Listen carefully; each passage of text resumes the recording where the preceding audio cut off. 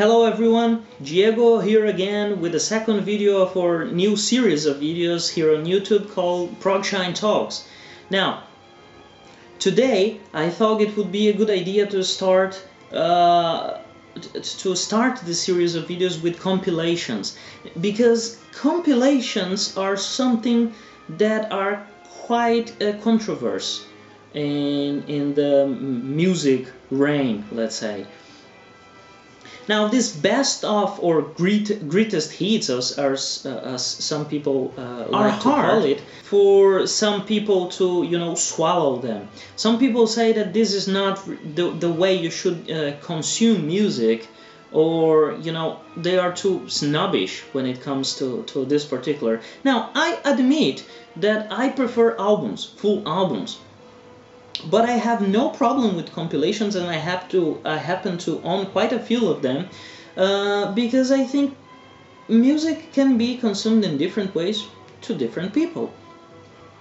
Now, compilations were a great way of knowing an artist, of know the full work of an artist, without having to buy all of their albums. I will say that music fans can be divided into two groups.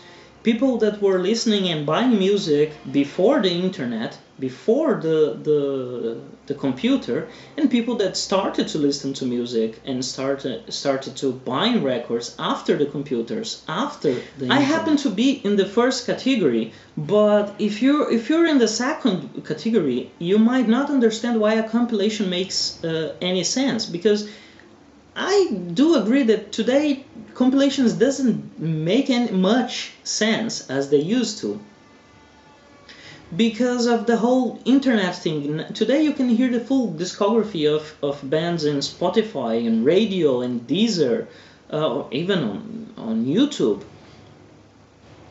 Some bands even put their whole discographies in their websites or Bandcamp or whatever. So today it doesn't make much sense to release a compilation. I've seen some bands releasing compilations in the past years, and I don't quite understand why.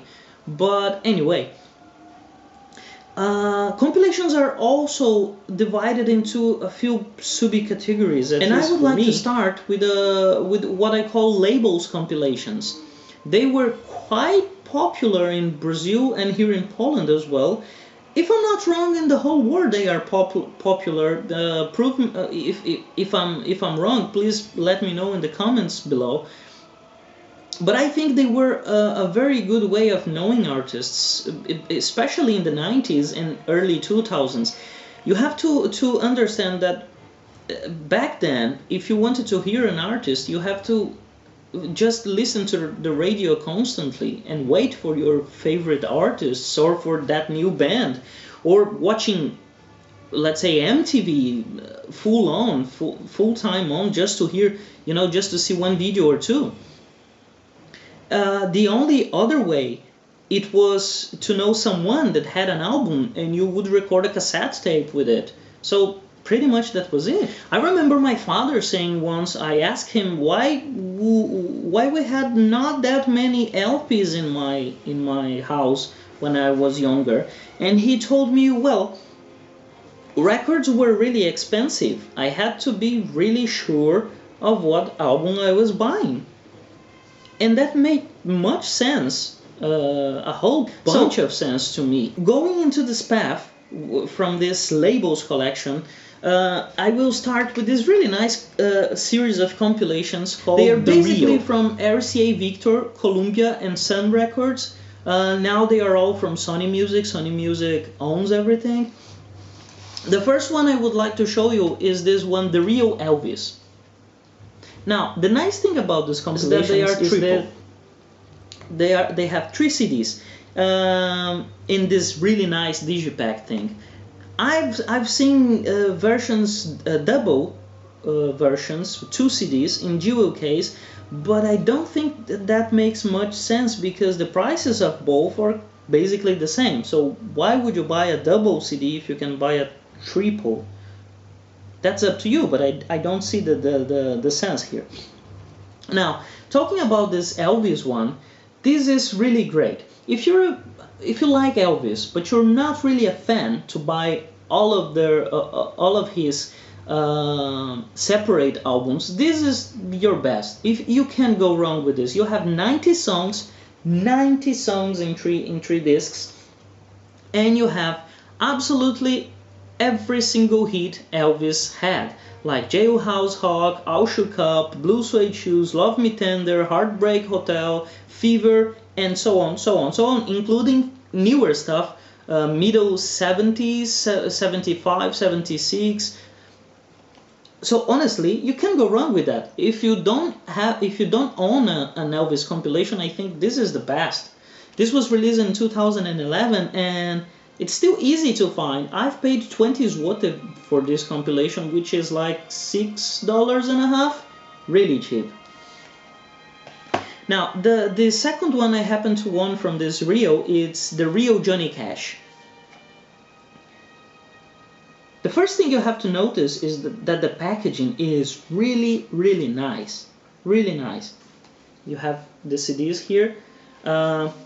I happen to have a piece of paper under every CD from every one of my CDs, because sometimes you have this plastic needles broken and the CD keeps spinning. When the CD spins like that, you will have a scratch on your CD, and this is not good. Now, coming back to the compilation, this is a bit different because you don't have single tracks in this compilation. You actually have 6 different albums, full albums in 3 CDs. All of these albums are from middle 50s and late 50s from Johnny Cash. So you have, for instance, the Fabulous Johnny Cash, Hymns, where he sings gospel tunes, Songs of Our Soil, Ride the Strain, Now There Was a Song, and Hymns from the Heart. And in the end, you have a couple of extras that were only released in single, like I Walk the Line and Folsom Prison Blues. Now, if you like Johnny Cash, or if you're a Johnny Cash fan, and you could never find these albums alone, like separated, this is absolutely essential for you. And once again, I paid 20 zloty for this, so it's really cheap. Now, moving to Brazilian territory, Brazil was a big market for these compilations because they were really cheap. And I do understand that these labels, compilations, have no input from the artists whatsoever. These compilations, the labels just pick their best-selling artists and just go along with that. Sometimes the albums are a bit, not really greatest hits. But anyway, one of the compilations I have, I don't own a second from the same series. It's called Acervo Especial. In this particular case is a band called Nenhum de Nós. It's a Brazilian band that, if you happen to like 80s new waves bands, pop rock, but well-made pop rock, this band started in '86 and they are still active, still releasing albums. I happen to like them quite a lot, but I never found their CDs, their earlier CDs, in a good price. So this is a very good compilation for that matter, and this belonged to the catalog of RCA Victor and BMG in Brazil. So you have this nice little, cartoon kind of band here that it is Nenhum de Nós, but you also have a bunch of other bands like Engenheiros do Havaí and Lulu Santos that were like big artists in Brazil.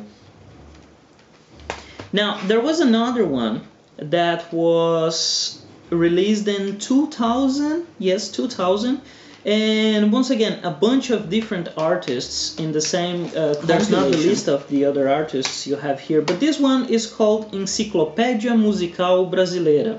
And in this particular case is a guy named Raul Seixas. This is like, or the biggest Brazilian rocker, I would say, is one of the most successful singer-songwriters playing rock and roll in Brazil in the 70s and 80s. He died in '89, but his legacy is really huge in the country, and he's a big legend. Now, I happen to own a couple of other Raul Seixas albums, but I don't owe all of them. And I bought this one in 2000, and as I said, as a kid, I didn't have much money, so when I found this for like 12 bucks, 12 reais, which is the money from Brazil, which in today's money is like $4, I didn't think twice. I mean, this was a really, really nice compilation. And as you can see here, this is the number 28. So you have at least 27 other CDs from the same series. So, as you can see, the videos are longer than I expected them to be, and I didn't want them to be too long, so I decided to make these videos in 3 parts, and this is the end of the part 1. I'll see you tomorrow with the second part.